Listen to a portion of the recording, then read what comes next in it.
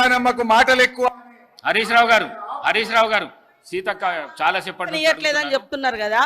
వీళ్ళ ప్రభుత్వ హయాంలోనే జూలై నెలలో ఇవ్వాల్సినటువంటి పెన్షన్ 2020 జూలైలో ఇవ్వాల్సినటువంటి పెన్షన్ ఇవ్వకుండా ఆగస్టు నెలలో ఇచ్చిర్రు.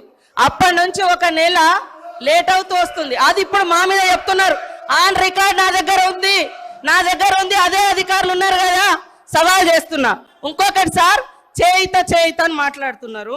వీళ్ళు 2018లో ఎలక్షన్ మేనిఫెస్టోలో మేము 65 సంవత్సరాలను 57 సంవత్సరాలకు తగ్గించి అందరికీ పెన్షన్స్ ఇస్తామన్నారు. 3.5 ఏళ్ల తర్వాత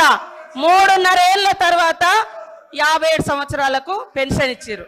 అదే కాకుండా వీళ్ళ హయాంలో డబల్ పెన్షన్స్ తీసుకున్నటువంటి వాళ్ళు, సర్వీస్లో ఉండి సర్వీస్ మూలంగా వచ్చేటువంటి పెన్షన్ 24,000 30,000 తీసుకునేటువంటి వాళ్ళకు కూడా ఈ 2,000 పెన్షన్ వర్తింపజేసారు దాదాపుగా 5,000 మందికి.